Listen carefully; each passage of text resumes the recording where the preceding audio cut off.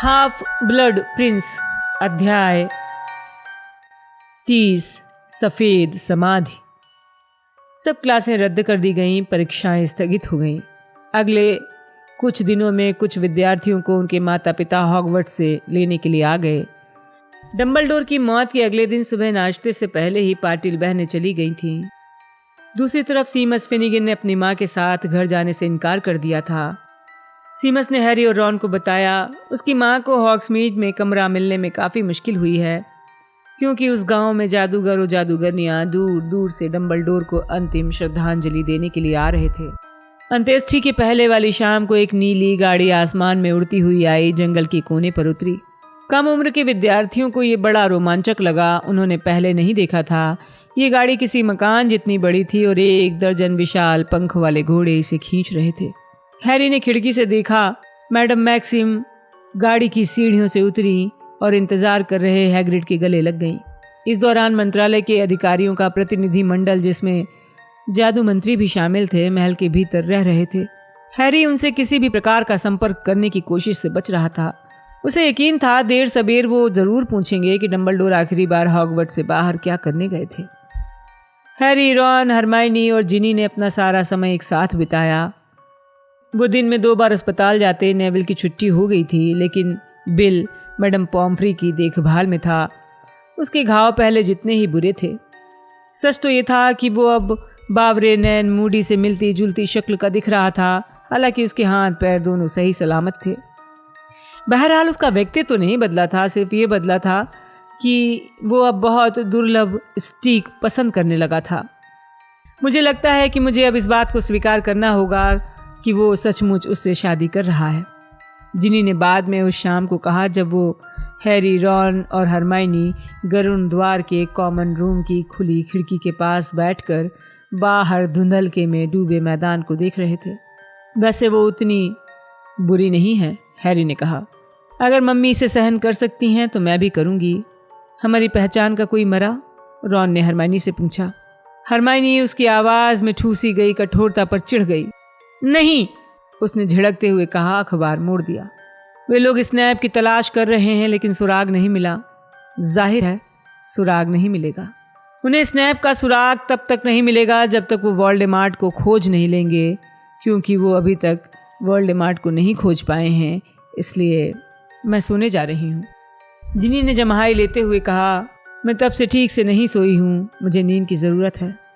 जिस पल उसके पीछे दरवाज़ा बंद हुआ, हरमाइनी आगे की तरफ हैरी के करीब झुकी और उसके चेहरे पर हरमाइनी जैसा विशिष्ट भाव था। हैरी, मैंने आज सुबह कुछ पता लगाया है लाइब्रेरी में। आरएबी?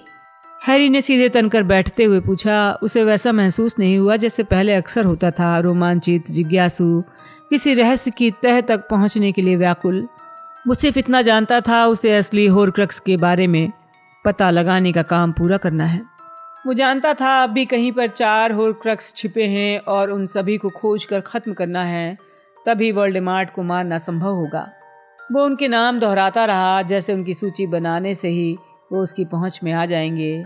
लॉकेट, कप, सांप, गरुण द्वार या चील घात की कोई चीज़। उसने डंबलडोर की मौत वाली सुबह हरमाइनी को लॉकेट के भीतर की चिट्ठी दिखा दी। हालांकि वो आरएबी का संक्षिप्त नाम देखते ही पहचान नहीं पाई कि इस पुराने जादूगर के बारे में उसने कहीं पढ़ा था, लेकिन तब से वो अक्सर लाइब्रेरी जा रही थी। हालांकि होमवर्क ना होने के कारण विद्यार्थियों को लाइब्रेरी जाने की ज़रूरत नहीं थी। नहीं, मैं कोशिश कर रही हूँ हैरी, लेकिन मुझे कुछ मिला नहीं है। इस नाम के 2 अच्छे जादूगर मिले हैं, Rosalind Antigone Bunks, Rupert X Banger Brooke Stanton, लेकिन वो उपयुक्त नहीं लगते। उस चिट्ठी से तो ऐसा लगता है जैसे जिस व्यक्ति ने होर्क्रक्स चुराया था वो वोल्डेमॉर्ट को जानता था, और मुझे रत्ती भर भी इस बात का सबूत नहीं मिला है कि बंक्स या एक्स बैंगर का उससे कभी कोई लेना देना रहा। मैं जो तुम्हें बताना चाहती हूँ दरअसल ये स्नैप के बारे में है। वो स्नैप का नाम दोबारा लेने से घबरा रही थी। उसके बारे में क्या? हैरी ने भारी स्वर में कहा। कुर्सी से टिक गया। देखो, एक तरह से मैं हाफ ब्लड प्रिंस के बारे में सही थी, उसने झिझकते हुए कहा। क्या तुम्हें अभी ये ताना मारने की ज़रूरत है? तुम्हें पता है इस समय मैं कैसा महसूस कर रहा हूँ। नहीं नहीं हैरी, मेरा वो मतलब नहीं है। मेरा मतलब सिर्फ ये है कि मैं सही थी कि एलिन प्रिंस इस पुस्तक की मालकिन थी। देखो, वो स्नैप की माँ थी। मुझे लगा भी था कि उनकी शक्ल ज़्यादा अच्छी नहीं थी, रॉन ने कहा, लेकिन हरमाइनी ने उसकी बात अनसुनी कर दी। मैं पुराने दैनिक जादूगर पढ़ रही थी। वहाँ एक छोटी सी घोषणा थी कि एलिन प्रिंस ने टोबियास स्नैप नाम के आदमी से शादी कर ली है। बाद में एक और घोषणा थी कि उनके घर में एक बच्चा पैदा हुआ है जो बड़ा होकर हत्यारा बनेगा। हैरी ने गुस्से में कहा। देखो, हाँ, तो मैं एक तरह से सही थी। स्नैप खुद को हाफ प्रिंस कहने में गर्व महसूस करता होगा। टोबियास स्नैप एक मगलू था, जैसा दैनिक जादूगर ने बताया था। हाँ, ये बात जमती है। वो शुद्ध खून वाला होने का नाटक करता था ताकि लूसियस मेलफॉय और बाकी लोगों के बीच रह सके, जबकि वो भी वोल्डेमॉर्ट की ही तरह है। शुद्ध खून वाली माँ, मगलू पिता। अपने पिता पर शर्मिंदा, काले जादू का प्रयोग करके शक्ति हासिल करने की कोशिश, खुद को नया प्रभावशाली नाम देना, Lord Voldemort, half blood Prince. Dumbledore ये बात कैसे चूक गए? उसकी आवाज़ टूट गई। वो खिड़की के बाहर देखने लगा। वो इस बात को लगातार याद करता रहा। डंबलडोर को स्नैप पर कितना भरोसा था। हालांकि उसका कोई कारण स्पष्ट नहीं था, लेकिन जैसा हरमाइनी ने उसे अभी अभी याद दिलाया था, हैरी से भी तो इसी तरह की चूक हो गई थी। उन लिखे हुए मंत्रों के भयंकर होने के बावजूद उसने उस लड़के के बारे में बुरा सोचने से इनकार कर दिया था, जो चतुर था, जिसने उसकी इतनी मदद की थी। मदद? ये विचार असहनीय था।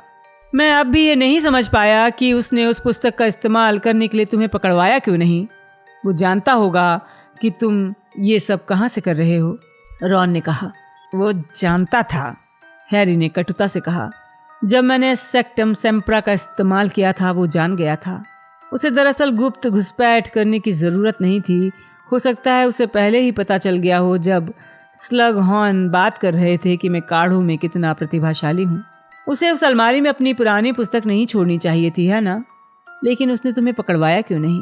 मुझे नहीं लगता वो खुद का नाम उस पुस्तक से जोड़ना चाहता होगा। मुझे नहीं लगता कि अगर डंबलडोर को पता चल जाता तो वो इस बात को बहुत पसंद करते। और भले ही स्नैप ये नाटक करता कि ये पुस्तक उसकी नहीं है, लेकिन स्लग हॉर्न उसकी लिखाई तत्काल पहचान जाते। चाहे जो भी हो, पुस्तक स्नैप के पुराने क्लासरूम में थी और मैं शर्त लगा सकता हूँ डंबलडोर जानते थे उसकी माँ का सरनेम प्रिंस था। वो पुस्तक डंबलडोर को दिखानी चाहिए थी। जब वो मुझे दिखा रहे थे कि वोल्डेमॉर्ट स्कूल में भी दुष्ट था, तब मेरे पास इस बात का सबूत था कि स्नैप भी दुष्ट था, हैरी ने कहा। दुष्ट ज़्यादा सशक्त शब्द है, हरमाइनी ने धीरे से कहा। तुम ही तो बार बार कह रही थी पुस्तक खतरनाक थी। मैं ये कहने की कोशिश कर रही हूँ हैरी कि तुम खुद को ज़्यादा दोष दे रहे हो। मुझे लगता था प्रिंस का हास्य बोध बहुत बुरा है, लेकिन मैं अंदाज़ा नहीं लगा सकती थी कि वो बाद में हत्यारा बन सकता है। हम में से कोई अंदाज़ा नहीं लगा सकता था, रॉन बोला। उनके बीच खामोशी छा गई। वो अपने अपने ख्यालों में खो गए। हैरी को यकीन था वो दोनों उसी तरह अगली सुबह के बारे में सोच रहे होंगे जब डंबलडोर को दफनाया जाने वाला था। हैरी पहले कभी अंत्येष्टि में नहीं गया था। जब सीरियस की मौत हुई थी तो दफनाने के लिए कोई शरीर ही नहीं था। वो जानता ही नहीं था क्या उम्मीद करनी है। वो इस बात पर थोड़ा चिंतित था, उसे क्या देखना पड़ेगा, वो कैसा महसूस करेगा। वो सोच रहा था अंत्येष्टि खत्म होने के बाद डंबलडोर की मौत क्या ज़्यादा वास्तविक बन जाएगी।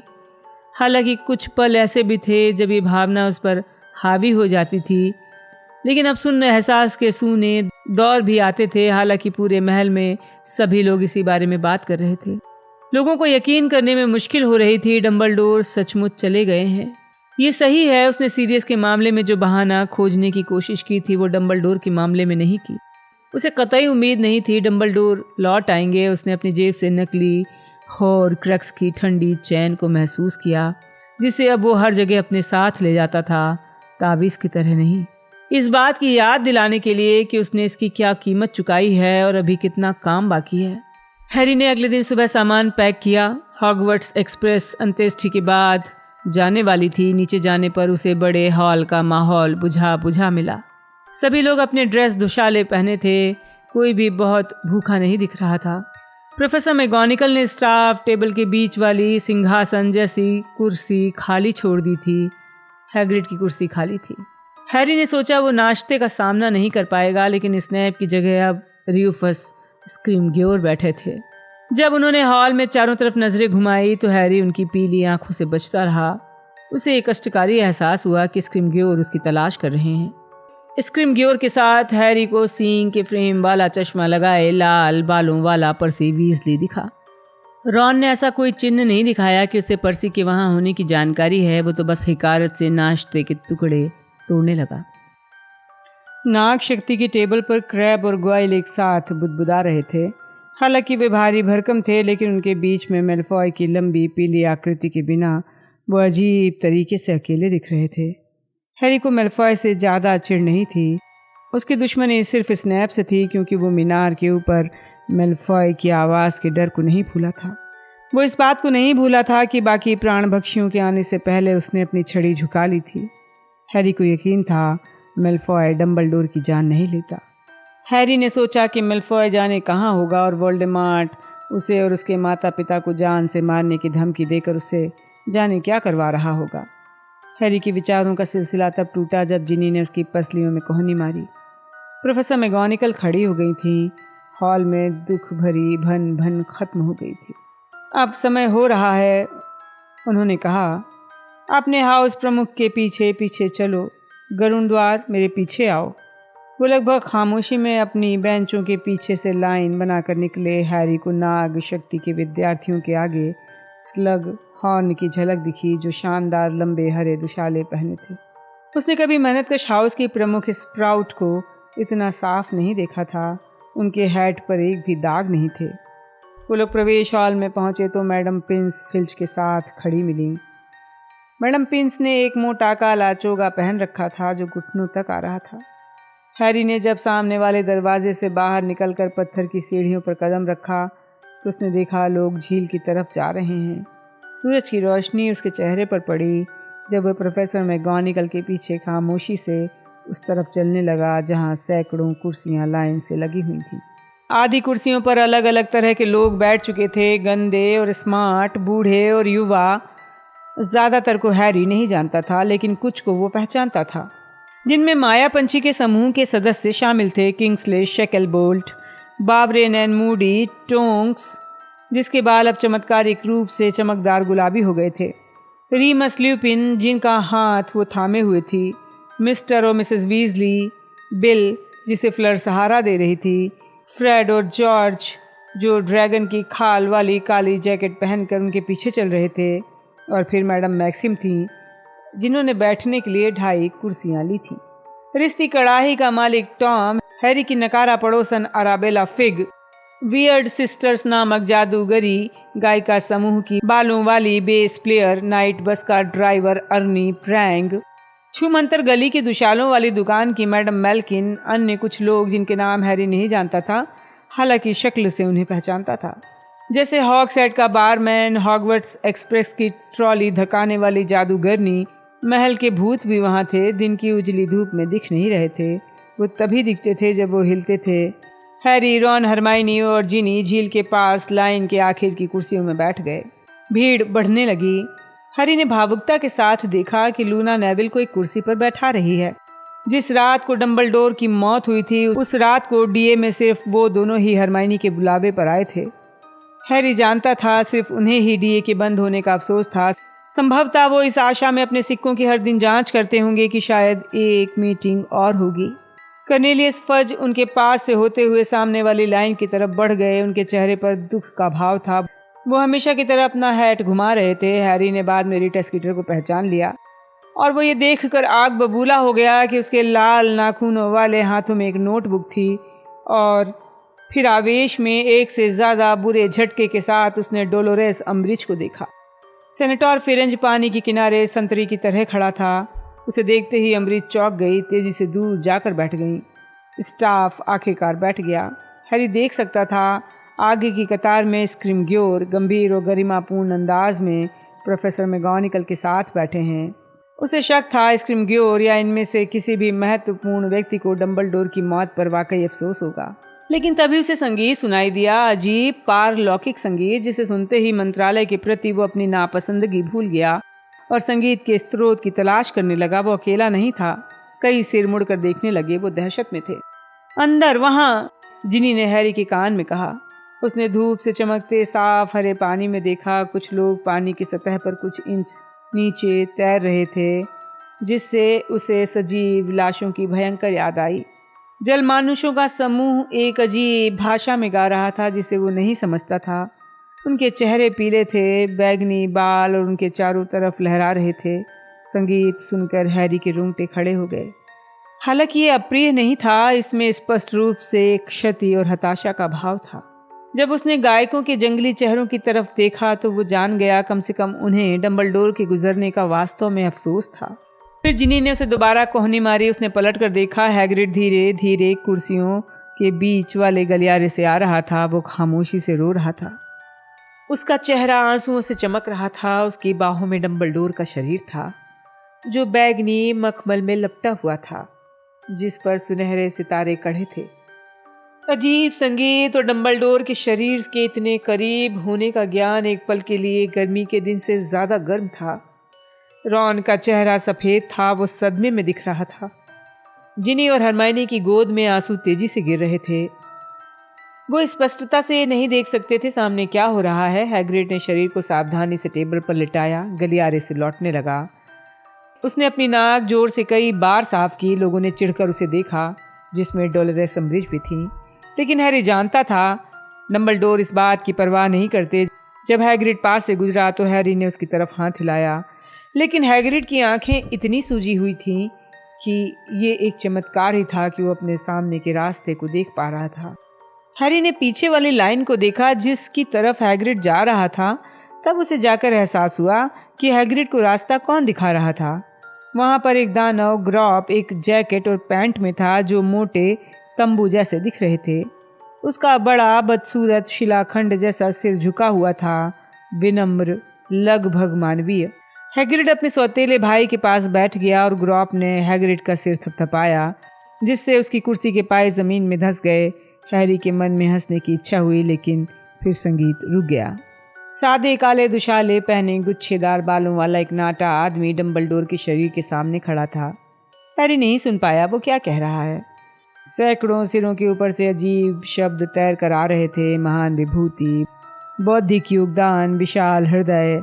इनका उस डंबलडोर से बहुत कम लेना देना था जिन्हें हैरी जानता था। उसे अचानक डंबलडोर के कुछ शब्द याद आए, निटविट, ऑडमेंट, बबलर, ट्वेक, और फिर एक बार उसने अपनी हंसी दबा ली। उसे क्या हो गया था? उसने बाईं तरफ छपाक की धीमी आवाज़ सुनी। उसने देखा जलमानुष भी सुनने के लिए सतह के ऊपर आ गए। उसे याद था कि डंबलडोर 2 साल पहले पानी के किनारे पर झुके थे। वो जगह इसके बहुत करीब थी जहाँ इस वक्त हैरी बैठा था। डंबलडोर ने जलभाषा में जलमानुषों के मुखिया से बात की थी। ऐसा बहुत कुछ था जो उसने उनसे कभी नहीं पूछा था। ऐसा बहुत कुछ था जो वो नहीं कह पाया था। और बिना चेतावनी के उस पर यह भयंकर सच्चाई हावी हो गई थी कि डंबलडोर चले गए। उसने ठंडे लॉकेट को इतनी कसकर जकड़ा कि उसका हाथ दुखने लगा, लेकिन फिर भी उसकी आंखों में आंसू छलक गए। सेनेटर्स भी अपनी श्रद्धांजलि देने आए थे। वो खुले में तो नहीं आए, लेकिन हैरी ने उन्हें छाया में आधे छिपकर बिल्कुल स्थिर खड़े देखा। वो जादूगरों को देख रहे थे। उनके धनुष उनके बगल में थे। हैरी को जंगल में बुरे सपने जैसी अपनी पहली यात्रा याद आई, जब उसने उस चीज़ का पहली बार मुकाबला किया था जो वोल्डेमॉर्ट था। हैरी को याद आया उसने किस तरह उसका सामना किया था, और बाद में उसने और डंबलडोर ने एक हारा हुआ युद्ध लड़ने के बारे में बात की थी। ये महत्वपूर्ण था। डंबलडोर ने कहा था, लड़ना, लड़ते रहना और लगातार लड़ते रहना। सिर्फ तभी बुराई को दूर किया जा सकता है, हालांकि उसे ख़त्म नहीं किया जा सकता। हैरी ने गर्म धूप में बैठे बैठे बहुत स्पष्टता से देखा उसकी परवाह करने वाले लोग एक एक करके उसकी रक्षा के लिए खड़े हुए हैं। उसकी मम्मी, उसके डैडी, उसका गॉडफादर और आखिरकार डंबलडोर। वो सब उसकी रक्षा के लिए कृत संकल्प थे, लेकिन अब ये ख़त्म हो गया था। अब वो अपने और वोल्डेमॉर्ट के बीच किसी को खड़ा नहीं होने देगा। उसे अब उस भ्रम को छोड़ना होगा जो उसे 1 साल की उम्र में ही छोड़ देना चाहिए कि अभिभावक की छत्र छाया का मतलब ये होता है कि उसे कोई चीज़ नुकसान नहीं पहुंचा सकती। उसके बुरे सपने से जागने की कोई संभावना नहीं थी। अंधेरे में राहत भरी फुसफुसाहट नहीं थी कि वो सचमुच सुरक्षित है। ये सब अब कल्पना में था। उसका सबसे अंतिम और सबसे बड़ा संरक्षक मर गया था। इस वक्त वो जितना अकेला था उतना पहले कभी नहीं था। काले दुशाले वाले नाटे आदमी ने बोलना बंद कर दिया। वो अपनी सीट पर बैठ गया। हैरी ने इंतज़ार किया कोई और खड़ा होगा। उसे भाषणों की उम्मीद थी, शायद मंत्री जी से, लेकिन कोई हिला भी नहीं। फिर कुछ लोग चीख उठे। डंबलडोर के शरीर और जिस टेबल पर वो लेटे थे उसके चारों तरफ चमकीली सफ़ेद लपटें निकलने लगीं। वो ऊंची उठी और उनके कारण शरीर छिप गया। सफ़ेद धुआं हवा में उठा और अजीब से आकार बनाने लगा। एक पल के लिए हैरी ने सोचा उसने एक माया पंछी को खुशी से नीले आसमान में उड़ते देखा था, लेकिन वो अगले ही पल गायब हो गई। इसकी जगह अब सफ़ेद संगमरमर की समाधि थी जिसमें डंबलडोर का शरीर और वो टेबल थी जिस पर वो आराम कर रहे थे। सदमे की कुछ और चीखें सुनाई दी जब तीरों की बौछार हवा में से उड़कर आई, लेकिन वो भीड़ से थोड़ी दूर पर गिर गई। हैरी जानता था ये सब सेनेटर्स की श्रद्धांजलि थी। उसने उन्हें पूंछ दिखाकर ठंडे पेड़ों में गायब होते देख लिया था। इसी तरह जलमानुष भी हरे पानी में धीरे से नीचे चले गए और ओझल हो गए। हैरी ने जिनी, रॉन और हरमाइनी को देखा। रॉन का चेहरा इस तरह तना हुआ था जैसे धूप उसे अंधा कर रही हो। हरमाइनी का चेहरा आंसुओं से सना था, लेकिन जिनी ने रोना बंद कर दिया था।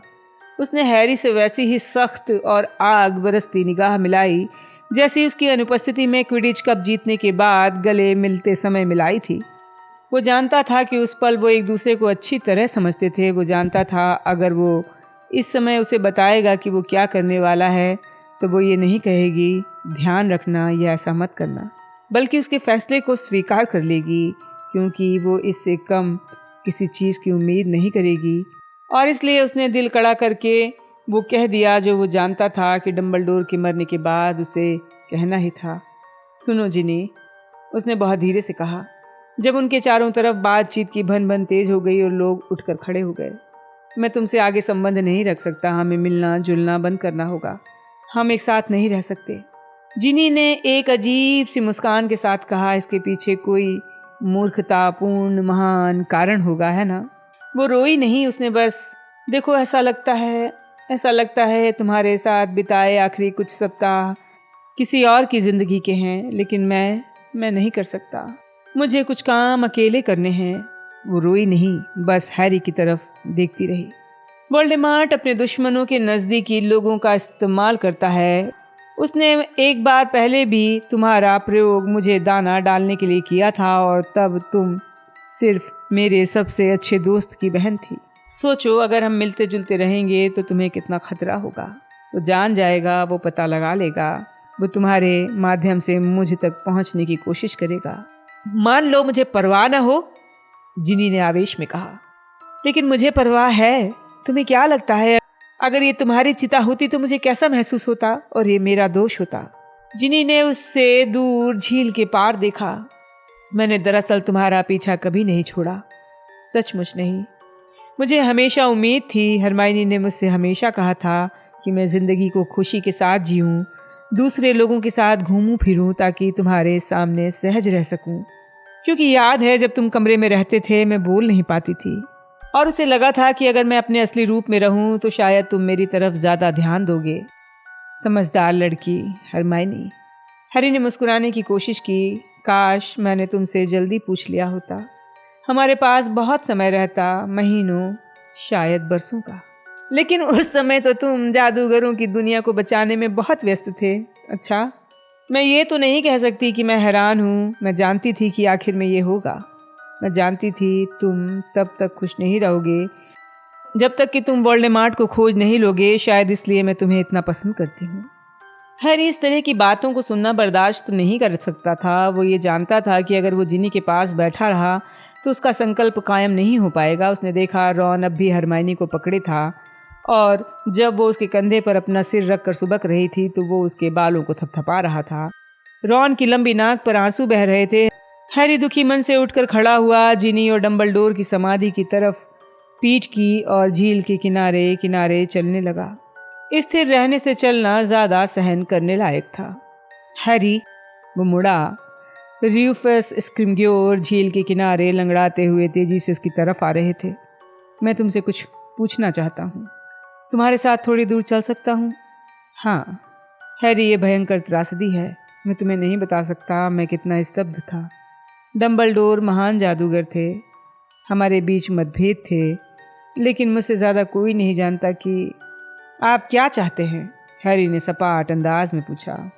स्क्रिमगेओर झुंझलाए हुए दिखने लगे, लेकिन पहले की ही तरह उन्होंने अपने चेहरे के भाव तेजी से दुख भरी समझ में बदल दिए। जाहिर है तुम्हें सदमा लगा होगा। मैं जानता हूँ तुम उनके करीब थे। आप क्या चाहते हैं? हैरी ने रुकते हुए दोहराया। स्क्रिमगेओर भी रुक गए, अपनी छड़ी से टिककर हैरी को घूरने लगे। उनके चेहरे पर चालाकी का भाव था। कहा जाता है अपनी मौत वाली रात को वो स्कूल से बाहर गए थे और तुम उनके साथ थे। कौन कह रहा था? किसी ने डंबलडोर के मरने के बाद मीनार के ऊपर एक प्राण भक्षी को स्तब्ध किया था। वहाँ पर 2 झाड़ुएं मिली थी।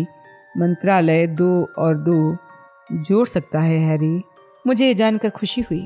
देखिए, मैं डंबलडोर के साथ कहाँ गया था, ये मेरा मामला है। वो नहीं चाहते थे ये बात लोगों को पता चले। जाहिर है वफादारी प्रशंसनीय है, स्क्रिमगेओर ने कहा, जिन्हें अपनी चिढ़ छुपाने में मुश्किल हो रही थी। लेकिन डंबलडोर चले गए हैं हैरी, वो चले गए हैं। वो इस स्कूल से तभी जाएंगे जब उनका एक भी वफादार यहाँ नहीं रहेगा, हैरी ने कहा और ना चाहते हुए भी मुस्कुरा दिया। मेरे प्यारे बच्चे, डंबलडोर भी मौत से लौट नहीं सकते।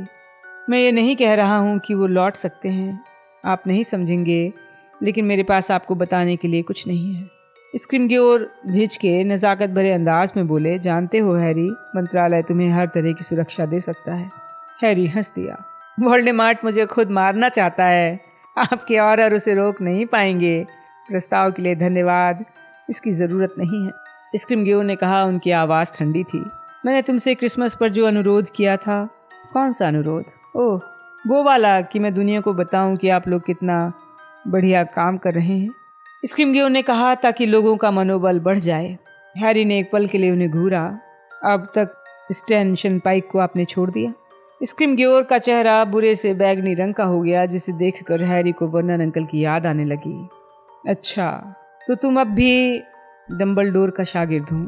सही है, हैरी ने कहा।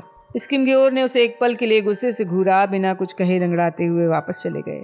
वो सुबकते हुए हैग्रिड और ग्रॉब को देखकर घबरा रहे थे, जो अब भी अपनी कुर्सियों पर थे। रॉन और हरमाइनी जल्दी से हैरी की तरफ आ रहे थे। वो विपरीत दिशा में जाते स्क्रिमगेओर के पास से गुजरे। हैरी मुड़ा चलने लगा। वो उनके करीब आने का इंतजार कर रहा था। हरमाइनी ने कहा, स्क्रिमगेओर क्या चाहते हैं? वही जो क्रिसमस पर चाहते थे। रॉन एक पल के लिए खुद से जूझता दिखा। फिर वो हरमाइनी से जोर से बोला, देखो, मैं पर्सी को एक थप्पड़ मारना चाहता हूँ। नहीं, हरमाइनी ने दृढ़ता से कहा और रॉन की बाँह पकड़ ली। इससे मुझे अच्छा लगेगा। हैरी हंस दिया। हरमाइनी मुस्कुरा दी। हालांकि जब उन्होंने महल की तरफ देखा तो उनकी मुस्कान हल्की पड़ गई। मैं ये विचार बर्दाश्त नहीं कर सकती, हम यहाँ लौट कर नहीं आ पाएंगे। हॉगवर्ट्स कैसे बंद हो सकता है? शायद ये ना बंद हो, रॉन ने कहा। हमें घर पर जितना खतरा है यहाँ उससे ज़्यादा नहीं है। अब हर जगह एक जैसी है। मैं तो ये कहूँगा हॉगवर्ट्स फिर भी सुरक्षित है, क्योंकि इस जगह पर रक्षा के लिए कई जादूगर हैं। तुम्हें क्या लगता है हैरी? अगर ये खुलता भी है तो भी मैं नहीं आऊँगा, हैरी ने कहा। तुम क्या करोगे? मैं जानती थी तुम यही कहोगे, लेकिन फिर तुम क्या करोगे? हरमाइनी दुख से बोली। मैं एक बार फिर डर्सले परिवार के साथ रहने जा रहा हूँ, क्योंकि डंबलडोर यही चाहते थे। लेकिन बस कुछ समय के लिए, फिर वहाँ से निकल पड़ूंगा। अगर तुम स्कूल नहीं आओगे तो कहाँ जाओगे? मुझे लगता है मैं गॉड्रिक्स हॉलो जाऊंगा। उसके मन में डंबलडोर की मृत्यु की रात ये विचार आया था। मेरे लिए सब वहीं से शुरू हुआ था। मेरे मन में ये भावना है मुझे वहाँ जाने की ज़रूरत है, और मैं अपने माता पिता की कब्रों को देखने भी जा सकता हूँ। मैं ऐसा करना पसंद करूँगा। और उसके बाद मुझे बाकी होक्रक्स भी तो खोजने हैं, है ना? हैरी ने कहा। उसकी आंखें डंबलडोर की सफ़ेद समाधि पर थीं, जो झील के दूसरे तरफ के पानी में प्रतिबिंबित हो रही थी। वो चाहते थे मैं ये करूं, इसीलिए उन्होंने मुझे उनके बारे में बताया था। अगर डंबलडोर सही थे, और मुझे यकीन है कि वो सही थे, तो अब भी 4 बचे हैं। मुझे उन्हें खोजना और नष्ट करना है। इसके बाद मुझे वोल्डेमॉर्ट की आत्मा के 7वें टुकड़े के पीछे जाना है, जो उसके शरीर में है। सिर्फ मैं ही उसे मार सकता हूँ। और अगर मुझे रास्ते में सेवरस स्नैप मिला तो ये मेरे लिए बहुत अच्छा रहेगा और उसके लिए बहुत बुरा। लंबी खामोशी छा गई। बचे हुए लोग ग्रॉब के विशाल शरीर को जगह दे रहे थे जब उसने हैग्रिड को गले लगाया, जिसके रोने की आवाज़ पानी के पार गूंज रही थी। हम वहाँ आएंगे हैरी, रॉन बोला। क्या? तुम्हारे अंकल आंटी के घर, और फिर तुम जहाँ जाओगे हम साथ चलेंगे, रॉन ने कहा। नहीं, उसे इस बात का अंदाज़ा नहीं था। वो उन्हें ये बताना चाहता था कि वो इस सबसे ख़तरनाक यात्रा पर अकेला जाना चाहता है। तुमने हमसे एक बार पहले कहा था, हरमाइनी ने शांत स्वर में कहा। अगर हम लौटना चाहते तो लौट जाते, हमारे पास समय था, है ना? तुम जो हो हम तुम्हारे साथ हैं। लेकिन दोस्त, कुछ करने से पहले, गॉड्रिक हॉलो जाने के पहले तुम्हें हमारे घर आना पड़ेगा। बिल और फ्लर की शादी भूल गए क्या? हैरी ने हैरानी से देखा। शादी जैसी सामान्य चीज़ का विचार उसे अविश्वसनीय और आश्चर्यजनक लग रहा था। हाँ, हमें उसे नहीं छोड़ना चाहिए। उसका हाथ अपने नकली होर्क्रक्स पर कस गया। बहरहाल, हालांकि हर चीज़ निराशामय थी, हालांकि उसके सामने अंधेरा और घुमावदार रास्ता था, हालांकि वो जानता था 1 महीने, 1 साल या 10 साल बाद वोल्डेमार्ट से उसकी आखिरी मुठभेड़ होगी, लेकिन इसके बावजूद उसका दिल इस बात पर बहुत राहत महसूस करने लगा कि रॉन और हरमाइनी के साथ बिताने के लिए शांति से भरा एक आखिरी सुनहरा दिन अभी बचा था।